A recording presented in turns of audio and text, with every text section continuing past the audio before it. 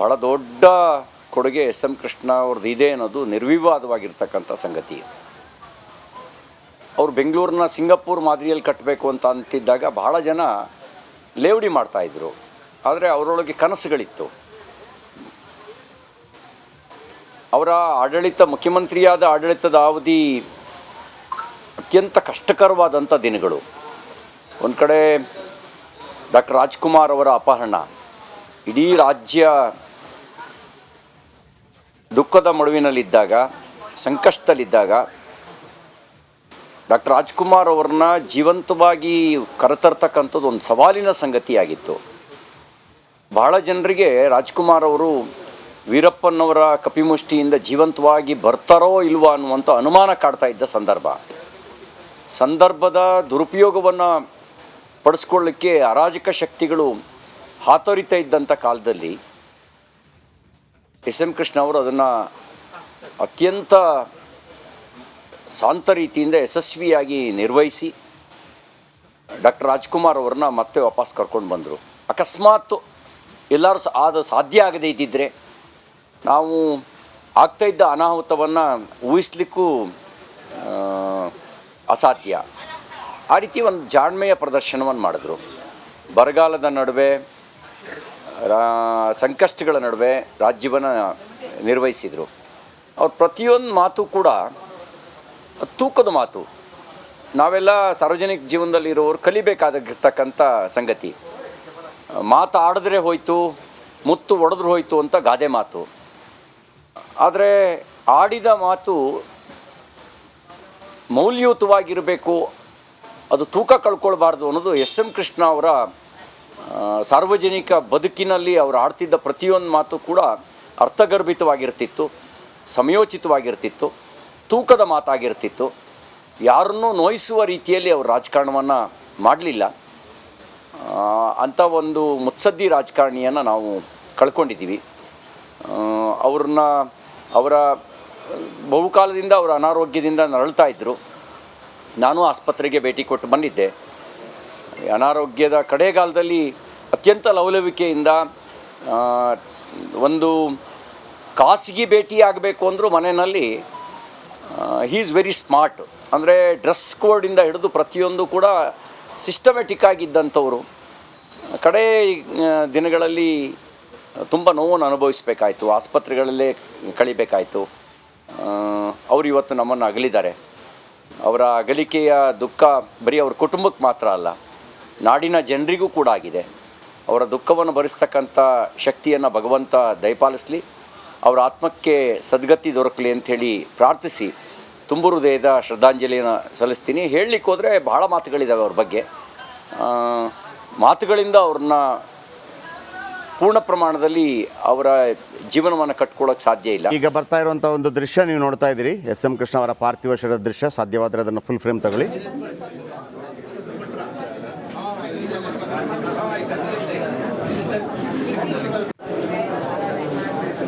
S M Krishna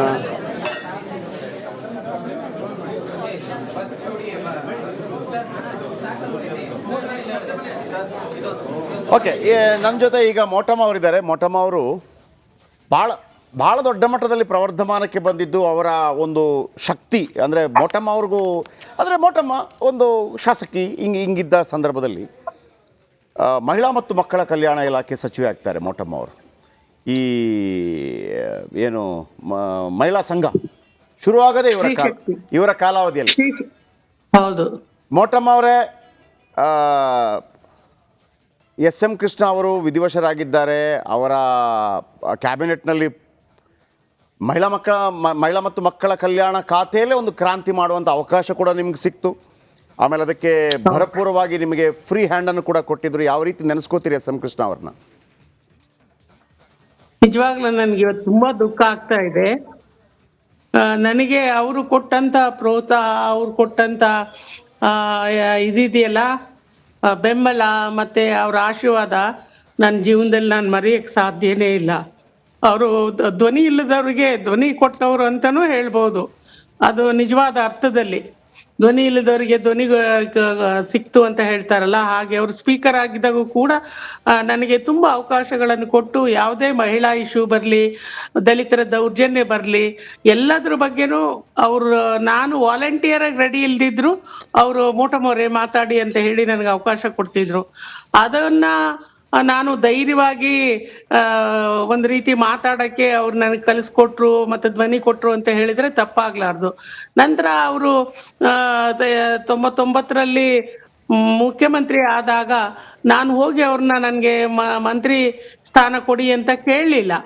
ಅವರೇ ನನ್ನ ಗುರ್ತಿಸಿ ನನ್ನ ಒಂದು ಧೈರ್ಯ ಚಟುವಟಿಕೆಗಳನ್ನ ನೋಡಿ ನನಗೆ ಕ್ಯಾಬಿನೆಟ್ ದರ್ಜೆ ಮಂತ್ರಿ ಸ್ಥಾನ ಕೊಟ್ರು. ನಾನು ಒಮ್ಮೆ ನನಗೆ CWC ಮೆಂಬರ್ ಆದಾಗ ಒಂದು ದೊಡ್ಡ ಆನರ್ ಮಾಡಿದ್ರು. ಆಗ ನಾನು ಹೇಳಿದೆ, ಸರ್ ನನಗಿಂತ ನಮ್ಮ ಪರಮೇಶ್ ಅವರು ಫಾರಿನ್ ಅಲ್ಲಿ ಓದಿ ಬಂದವರು, ಅವ್ರಿಗೂ ಒಂದು ಇದು ಕೊಡ್ಬೇಕಾಗಿತ್ತು ಅಂತ ಹೇಳಿದ್ರೆ, ಕ್ಯಾಬಿನೆಟ್ ದರ್ಜೆ ಕೊಡ್ಬೇಕಾಗಿತ್ತು ಅಂತ ಹೇಳಿ ಅವ್ರು ನಗಾಡಿದ್ರು. ಆಕ್ಚುಲಿ ಆಮೇಲೆ ಒಂದು ಇದ್ರಲ್ಲಿ ಎಕ್ಸ್ಪೆನ್ಷನ್ ಅಲ್ಲಿ ಅವ್ರಿಗೆ ಅವಕಾಶನೂ ಕೊಟ್ರು. ನನ್ಗೆ ಆ ಸ್ತ್ರೀ ಶಕ್ತಿ ಸಂಘಗಳಲ್ಲಿ ಎಲ್ಲಾರ್ಗು ಹೇಳ್ತಿದ್ದೆ, ಅವ್ರ ಹೆಸರಲ್ಲಿ ನೀವು ದೀಪ ಹಚ್ಚಿ ನೀವು ಬದುಕ್ಬೇಕಮ್ಮ, ನಿಮಗೆಲ್ಲ ಈ ಆರ್ಥಿಕ ಸ್ವಾವಲಂಬನೆ ಸ್ವಾಭಿಮಾನವನ್ನ ತಂದುಕೊಟ್ಟಂತ ಮಹಾನ್ ವ್ಯಕ್ತಿ ಅಂತ ಇವತ್ತಿಗೂ ಹೇಳ್ತೀನಿ, ನಾಳೆ ಕೂಡ ಹೇಳ್ತೀನಿ. ಮತ್ತೆ ಅವರು ಎಂತ ಮುತ್ಸದಿ ಅಂತ ಹೇಳಿದ್ರೆ, ರಾಜ್ಕುಮಾರ್ ಇಶ್ಯೂ ಬಂದಾಗಿರ್ಬೋದು, ಆ ಕಾವೇರಿ ನೀರಿನ ಹೋರಾಟದ ಇಶ್ಯೂ ಬಂದಾಗಿರ್ಬೋದು, ತುಂಬಾ ಮುತ್ಸದಿತನದಿಂದ ಅದನ್ನ ನಿರ್ವಹಿಸಿದ್ರು. ಯಾರಿಗೂ ಒಂದು ಮಾತು ಅವ್ರ ಬಾಯಲ್ಲಿ ಕೆಟ್ಟ ಪದಗಳನ್ನ ಅವ್ರು ಬಳಸಿದ್ದೆ ನಾನು ನೋಡ್ಲಿಲ್ಲ. ಕಾವೇರಿ ರಾಜ್ಕುಮಾರ್ ಇಶ್ಯೂ ಬಂದಾಗ ವಿಧಾನ ಪರಿಷತ್ತಿನಲ್ಲಿ ತಂಗ ಅಂತಿದ್ರು ರಾಮಚಂದ್ರೇಗೌಡ್ರು, ಅವರೆಲ್ಲ ಎಷ್ಟು ಕೂಗಾಡಿದ್ರು ಅಂತ ಹೇಳಿದ್ರೆ ಕುರ್ಚಿ ಮೇಲೆ ಎದ್ ನಿಂತ್ಕೊಂಡು ಆರ್ಭಟಿಸಿದ್ರು. ಆಗ ಕೂಡ ಕೃಷ್ಣ ಅವರು ತಾಳ್ಮೆ ಕಳ್ಕೊಂಡು ಮಾತಾಡ್ಲಿಲ್ಲ. ಅಂತ ಒಂದು ಸೌಮ್ಯ ಮತ್ತು ಒಂದು ಸಭ್ಯ ರಾಜಕಾರಣಿ ಅಂತ ಹೇಳಿದ್ರೆ ತಪ್ಪಾಗ್ಲಾರ್ದು. ಅವರು ಇವತ್ತು ನಮಗೆ ಒಂದು ಮರೆಯಲಾರದ ಮಾಣಿಕ್ಯ ಆಗಿದ್ದಾರೆ. IT-BT ಒಂದು ಕಂಪನಿಗಳನ್ನ ಇಲ್ಲಿ ಸ್ಟಾರ್ಟ್ ಮಾಡಿ ಎಷ್ಟೋ ಬಡವರ ಮಕ್ಕಳಿಗೆ ಇವತ್ತು ಒಂದು ಬದುಕಿಗೆ ಜೀವದಾನ ಕೊಟ್ಟಿದ್ದಾರೆ. ಲಕ್ಷಾಂತರ ಎಂಪ್ಲಾಯೀಸ್ ಇವತ್ತು ಅವರ ಹೆಸರಿನಲ್ಲಿ ಇವತ್ತು ದುಡಿತಾ ಇದ್ದಾರೆ, ಅನ್ನ ತಿಂತಿದ್ದಾರೆ. ಅವ್ರನ್ನ ಮರೀಲಿಕ್ಕೆ ಸಾಧ್ಯನೇ ಇಲ್ಲ. ಮತ್ತೆ ಬೆಂಗಳೂರಿಗೆ ಒಂದು ಹೊಸ ರೂಪವನ್ನು ತಂದ್ಕೊಟ್ರು, ಮಕ್ಕಳಿಗೆ ಬಿಸಿ ಊಟವನ್ನ ಸ್ಟಾರ್ಟ್ ಮಾಡಿದ್ರು, ಸ್ತ್ರೀ ಶಕ್ತಿ ಸಂಘಗಳನ್ನ ಎಷ್ಟು ಚೆನ್ನಾಗಿ ಇದ್ ಮಾಡಿದ್ರು ಅಂತ ಹೇಳಿದ್ರೆ, ನಮ್ಗೆ ಯಾವತ್ತೂ ಅವರು ಯಾವುದೇ ಕೆಲ್ಸಕ್ಕೆ ಒಂದ್ ರೀತಿಯ ಡೈರೆಕ್ಷನ್ಸ್ ಅಂತ ಇರ್ಲಿಲ್ಲ. ನಾವೊಮ್ಮೆ ಹೋಗಿ ಕೇಳಿದೆ, ಸರ್ ನನ್ನ ಇದು ಏನು ಆಕ್ಟಿವಿಟೀಸ್ ಅಥವಾ ನನ್ನ ಕರ್ತವ್ಯ ಯಾವ ರೀತಿ ಇದೆ ಅಂತ ನೀವು ಒಂದ್ ದಿವಸನೂ ನನಗೆ ಹೇಳಲಿಲ್ವಲ್ಲ ಸರ್ ಅಂತ. ಇಲ್ಲ ನಿಮ್ ಗಾಡಿ ಚೆನ್ನಾಗಿ ಓಡ್ತಾ ಇದೆ, ಓಡಿಸಿ ಅಂತ ನಗ್ತಾ ಹೇಳಿದ್ರು. ಅಂತ ಒಬ್ಬ ದೊಡ್ಡ ವ್ಯಕ್ತಿ ಅಂತ ಹೇಳಿದ್ರೆ ತಪ್ಪಾಗ್ಲಾರ್ದು. ಅವರನ್ನ ನಾನು ಮರೀಲಿಕ್ಕೆ ಸಾಧ್ಯನೇ ಇಲ್ಲ.